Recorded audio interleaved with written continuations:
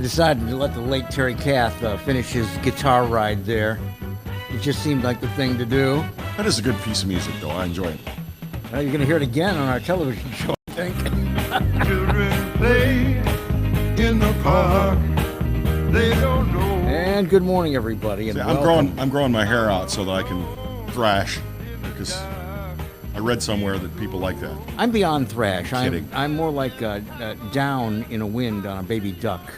I don't have enough to thrash. Well, and I'm at the age where if I thrash too hard, it'll fall out. So. Yeah, that's what we've got. This is the Morning Exiles podcast. Tuesday morning, we are making light of the morning, but we certainly can't make light of the situation in Louisiana. We are experiencing the predicted exponential growth of cases in our state. This morning, I believe we are up to 1,187 confirmed cases. Now, again, we still have a lot of tests out, and since we just started rigorous testing, you're going to find more people that do, in fact, have the coronavirus. So I tell you this as information, and so you can get a grasp of what we're all dealing with, and I do mean all of us. And I want you to go freaking out over this. Again, 80% of the people that have this will require no hospitalization. We are seeing deaths, and we are seeing them in compromised populations, people that have underlying health issues. The Lambeth House nursing home apparently has a lot of cases in New Orleans. They've had a few deaths there. They discovered yesterday that there is a nursing facility in Donaldsonville, whose name escapes me, but they have a number of confirmed cases, and so everybody's keeping a close eye on them. But it is more than just a health concern. This has, of necessity, become a business concern all around the world, and it's a business concern in Louisiana as well. Joining us, a good friend of our program and a good friend of business in Louisiana, Stephen Waguespack, who is the president and CEO of the Louisiana Association of Business and Industry, better known as LABI. And Stephen, to say that businesses are getting hurt would be the understatement of the year. Yeah, that's accurate, Bill, Kevin. First of all, thanks for having me on, and thanks for staying online and staying broadcasting during all of this. But yeah, there's no doubt it's difficult time for everyone. LABI, we have a statewide membership. We're the largest business group. We got a little bit of everything, and so I have concerns for our hospital members and our healthcare provider members who are on the front lines right now trying to battle this and keep their wits and their health about them. I feel for the small businesses who are hearing from, who are literally having their markets and their doors shut in a week's time, it feels like. The oil and gas industry, who's dealing with prices and, demand going down at the same time. So no matter what, it's almost like a pick a card. Whichever card you want to talk about, the industry sector, there are challenges, health challenges, financial challenges, all that stuff. And so we're just grinding through every day, trying to listen to our members. We're talking to Congress every single day. Trying to figure out what is the right approach. So hopefully we can get on the back end of this, not only with a healthy population, but with a population who has the ability to take care of themselves with a job and a salary. Let's start with the stimulus package they're working on in Washington. Yep. I mean, we're at La Divina, folks. Again, dining room is closed. We are here for our broadcast. They will be happy to fill a takeout or delivery order for you. And Kevin's going to put the number up on the stream here in just a second, but you can read it. I can't, Kevin. So. That's 225, of course, 771-8488. That's 771-8488. They say pick up, or they can arrange delivery as well. So if you want to eat, La Divina's got you covered, breakfast, lunch, and dinner. But I didn't realize this, and I should have. I saw it yesterday in a national article that the restaurant hospitality industry is the largest employer in the United States, even more than the federal government. Yep.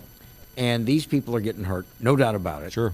They're going for SBA loans and things like this. So how would this stimulus package, in the form that we all take it to be and that you take it to be, how would it help? Let's start with small businesses and amp it up to the larger ones. Yeah, and I want to set the stage for small business, because a lot of times when people hear the word business, the first thing they think of is Wall Street and cufflinks and CEOs and all those things. That is not what Louisiana business community looks like. Okay, what Louisiana's business community is overwhelmingly small business. And think about this for a second. In Louisiana, 99.5% of all businesses are deemed small business by SBA definition. Think about that, 99.5%. So our entire state pretty much is small business. And so those companies, many of them, especially if you're in the restaurant retail space, your operating margins are thin, 1-2% a month. So with that dynamic, think about it. About 10 days ago, because of responding to a virus, which is obviously a huge challenge, they've had the students that they sold to sent home. They've had the festivals and events that they depend on canceled. They've had their doors shut. They've had their ability to serve inside their restaurants shut. They've had their employees basically resign or have to be laid off to deal with all of this. And so within 10 days, a lot of that, and if you only have a percentage or so profit margin, you've already soaked that up. And so now you're trying to figure out if 99.5% of our employers look like that, sound like that, how do we keep them afloat? So going to the congressional package, you know, Congress is going to throw money at this thing, and I'm not going to sit here and tell you it's great policy and all that stuff. I'll just tell you there's one component of it which is needed and novel. Over the years in Louisiana, the SBA program is what we would look at every time a storm hit. Small business hit, SBA gives out loans. It would be a frustrating experience for every business who took them because of the interest rates and the bureaucracy and the red tape, and it just drove everyone crazy. Well, this time they have a different approach. It was put together by Senator Marco Rubio. It's been embraced by our members of our delegation. We had a call yesterday with Scalise, Graves, all those guys about it. And what is changing is, not to get too wonky, but something called the 7A program. There's a lot of lenders in Louisiana, banks that you know, that are members of 7A SBA. And they're going to use those lenders this time. So they're going to put money, they're going to put about $350 million. They're going to put it, $billion. $50 billion. They're going to put it in this bill. They're going to send it to the 7A lenders. And those lenders are going to be able to loan directly to small business almost immediately. And if those small businesses use those dollars for certain qualified expenses, payroll, paying their rent, keeping their doors open, keeping their utility bills, whatever, paid, if they do that, then at some point down the future, we think 6 months, it might be longer, they'll convert that loan to a grant. So if you think about it, if the government has something in there where they're going to put money through Louisiana lenders directly into the hands of small business, if they use those dollars to keep their employees safe and their doors open, then it can be converted to a grant where they don't have to pay it back. That is a much better way than the SBA has usually worked. And so we're excited about that. So if that thing stays in the bill, that'll probably be the best thing in the bill for Louisiana. And so we're hoping that gets done as soon as today. Do the banks benefit from a little of this stimulus by basically using the money until it's doled out, very short arbitraging of the money so that they can make $1 or $2? God, I hope so. Me too. Because are getting killed because their members are calling them saying, hey, listen, I might. All of their loans are being defaulted, and there's a lot of pressure from the FDIC and Congress, and I think rightfully so, for them to be lenient on payments and all that. And so I think they're stepping up and they're being lenient like that. But we can't have that infrastructure crater as well. So that's why this program's so unique. It uses federal dollars probably as effectively as you can. Instead of just throwing checks all over and hoping for the best, it's going through our banks and lenders, giving them a little piece of benefit, going directly into the hands of small business, and then encouraging those small businesses to put it directly in the hands of their employees and their business. So it's about as good of accountability as you can have in a stimulus bill that's being pieced together on the fly. And so if the U.S. Senate stops playing goofy games and gets this thing done soon, it could be a shot in the arm that our small business needs pretty badly. That's funny you mentioned goofy games because that's what I was going to bring up. I'm reading of things that are wanted to be included in this bill. I'm hearing about money for solar and wind. Has nothing to do with a health emergency. I'm hearing about money for abortion clinics. Has nothing to do with a health emergency.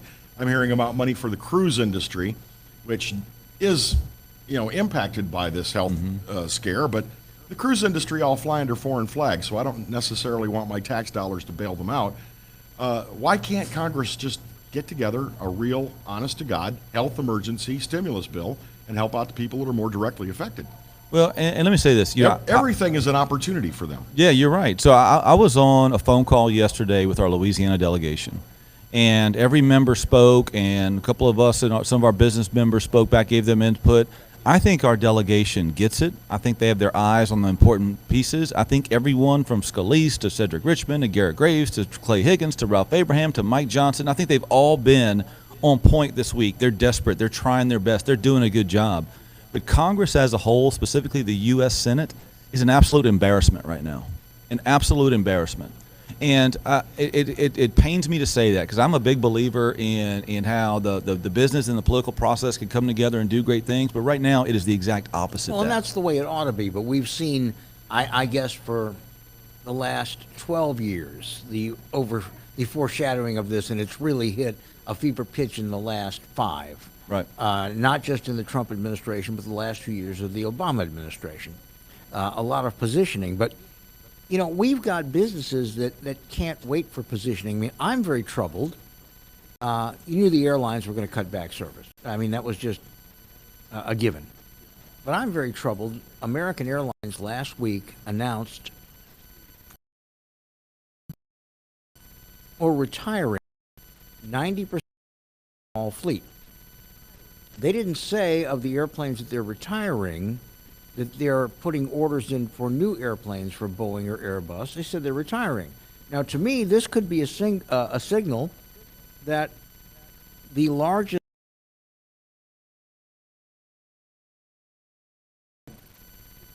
be shrinking to the point where they're a JetBlue or a Southwest. This is a troubling turn in business if that speculation is true. And we're seeing people like ExxonMobil going to limited staff to prevent the spread.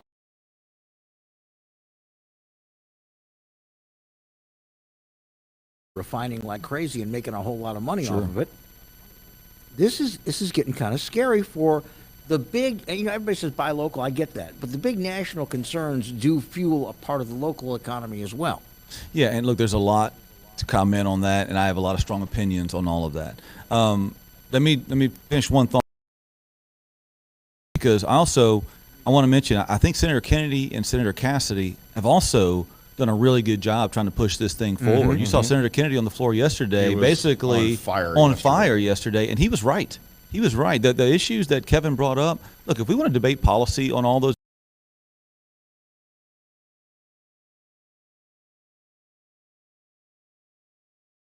for them to insert those hostage notes at this stage of the game, Hostage notes, I like is that. is embarrassing, Well, no. and it's unbelievable, and quite frankly, it's unpatriotic. They It's need not to get seeing the the big federal picture. ambulance out of the garage. What was even more disappointing to me is, while Senator Kennedy was talking, there were virtually no Democratic members of the Senate in the chamber, and there was no press in the chamber. The only reason, what, 4 or 5 Republican senators self-quarantined? So the Democrat leadership saw that as an opportunity to be strategic and political, instead of seeing that as an opportunity, say, you know what, let's put country first. I'm trying not to get political labels on this, but what you saw yesterday in the U.S. Senate was an absolute embarrassment to democracy, and I sure hope today that cooler heads prevail and they figure out how to be statesmen instead of partisans. But we'll see about that. But back to your question, okay? There's going to be a lot of things in this bill that no one likes. I think bailout for the airline industry is going to be one of those things. Now, a state like Louisiana, where our largest employer is the hospitality, do we need people to get on an airplane and fly to New Orleans or to LSU games or to Cajun festivals or to go see the Shrimp and Petroleum Queen, get her crown, or whatever it is? You bet we do. And so we need a thriving airline industry that's offering cheap and competitive flights with easy fares so that they can come to our city. There was a 10-year march in New Orleans to try to get British Airways to come to New Orleans and do a direct flight to London. It took 10 years to get that.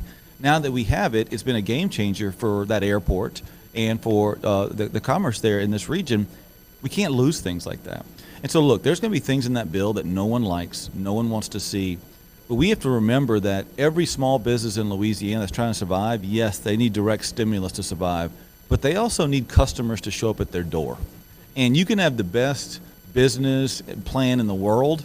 If people don't open your door and you hear that little bell ring when they come in and they ask for a service, it's useless. And so we need people to keep coming to Louisiana because we're so dependent on hospitality.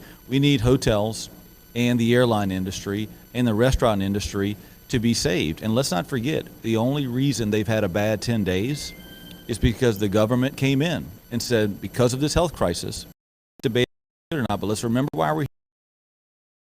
The government came in and said, we're shutting down your flights, all those things. And so That also piggyback with the oil crisis you mentioned. Yes, Russia and Saudi Arabia are playing games and it's driving down price. But also, when government shuts down all those things, driven down demand also. So they're getting hit from both sides. They're in a crossfire right now. Their price is down because on the supply side, it's a flooded market because of Saudi Arabia and Russia. And the demand side is down almost 8 billion barrels because of what the government's come in and shut Which down. almost never happens. And so Both that's why you things- got oil in the 20s. Yeah. And so, look, I hate to be alarmist, but I want people to understand when everyone's staying at home, we need to absolutely be planning now for how do we get back up and running as fast as possible.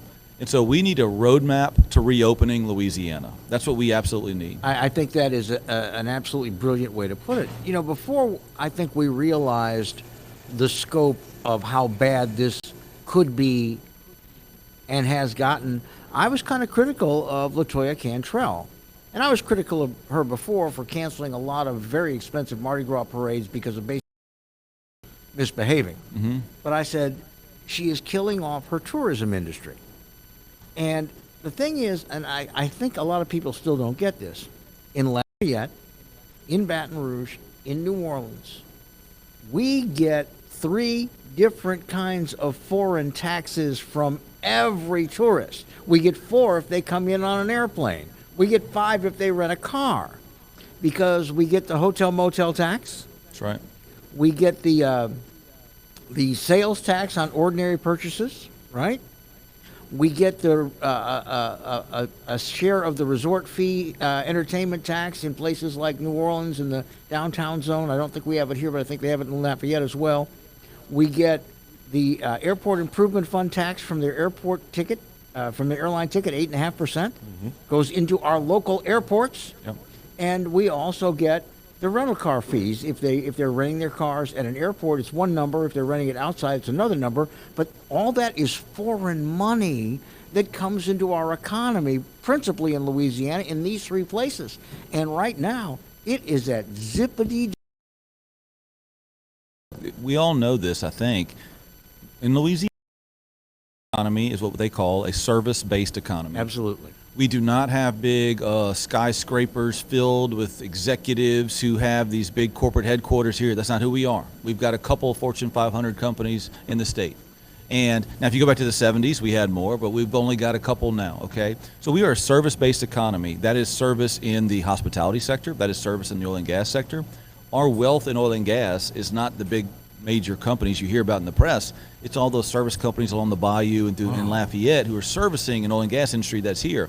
So in this window, if we lose major investors, whether that's a major oil company, a major hospitality company, major hotel chain, a major whatever, then our service-based economy has no one to service. And so we need those larger entities to be healthy, to come here, to reinvest here, so that our service-based companies have a lifeline. And so that's what we're hoping this congressional bill will do. That's what we're hoping that at some point soon, our governmental leaders at the state and federal level can look us all in the eye and say, listen, we have a plan to protect you from a virus that is harmful, to flatten the curve, if you will, but also that provides a roadmap to reopening. Let me just say what I mean by that. Why can't businesses be given a 10-point checklist? If you do these 10 things, wash down your facility, have a temperature screen at the front, change your seating to allow for certain social distancing, whatever it is, then we're going to allow you to come in. We will come in and assert that, give you a label, if you will. And if you have that, then you can have a roadmap to reopening. Some businesses will take that, try to stay alive. Some won't. But we need to start talking about that roadmap pretty soon, because right now, just the blanket shutdown, if we go for a month, It's not working. states like New York and Texas and California, they can survive a month shutdown. They'll be fine. Service-based economies like Louisiana's, I truly worry about where we stand if we're a month into this. Well, there's a couple of things that go with this.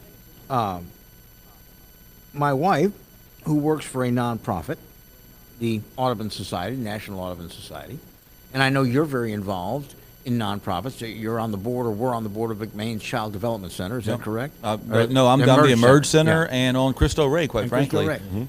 All of these nonprofits, and we have a great many of them do a great deal of the heavy lifting in our area, are getting no money.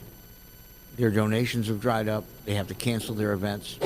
And in this package, apparently there is a provision that they will, for a bona fide nonprofit, take care of 5 months of their overhead as a grant, not a loan, just to keep them on their feet. And I was wondering if you have any thoughts about that.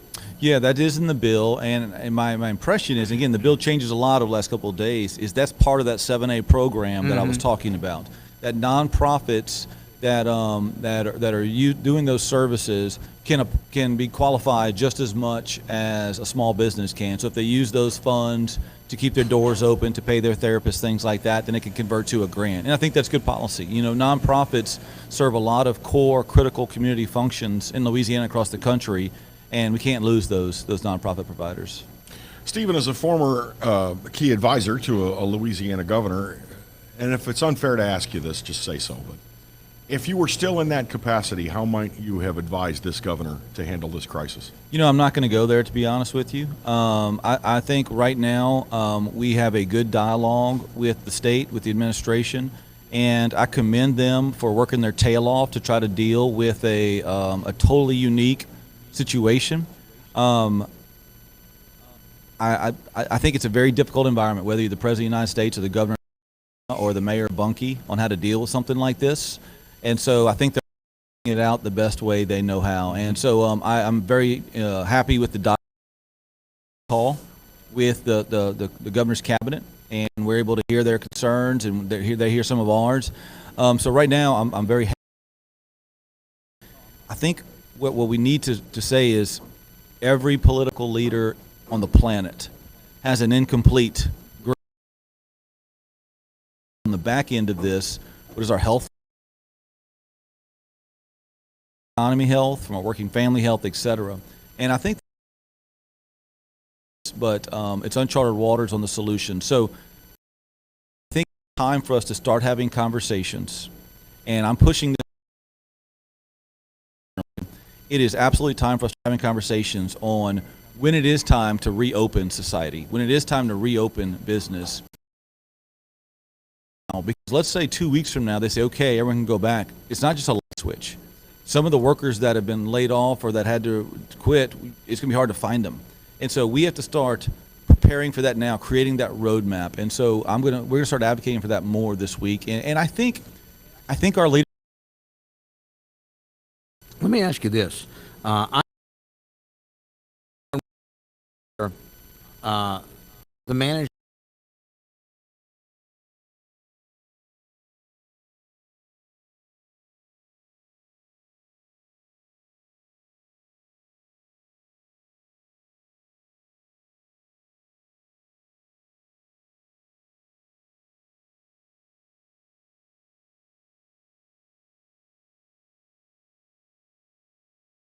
Morning that he's got 11,000 salespeople that are all working from home, and he had a professional television set up at his home, and they were doing some sort of a meeting and instruction, as he put it, for the flat world.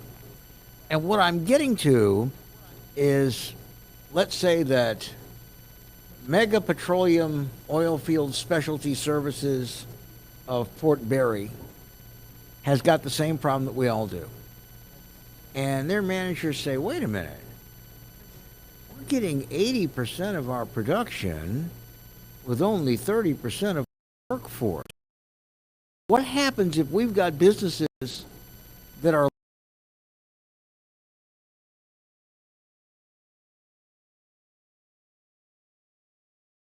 There's no doubt. There's no.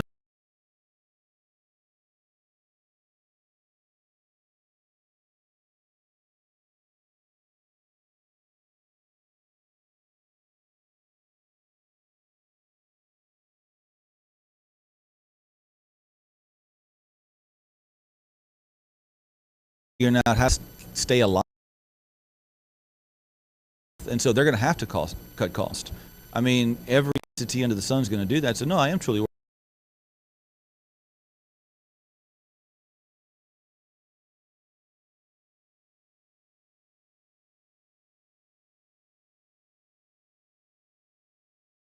something like that, maybe 1,600 a week.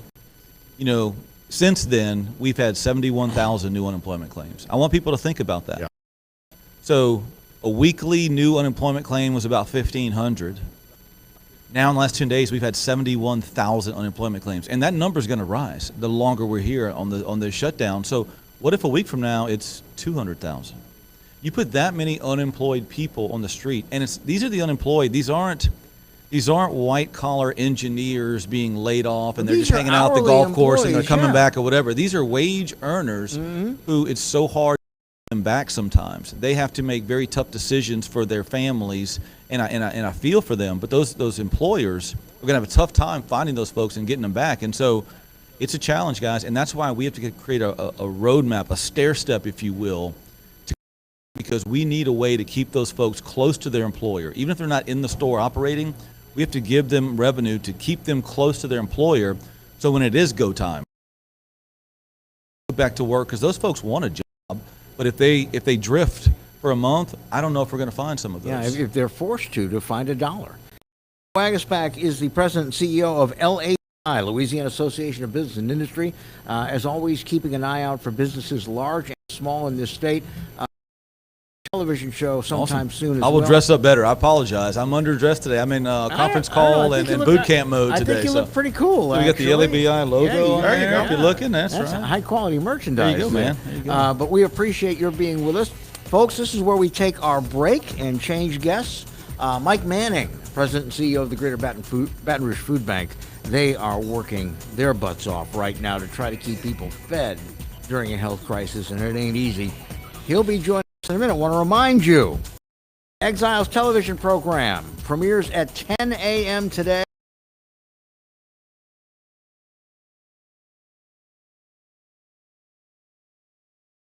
.2 and on 1. We'll see you back in a moment with Mike Manning.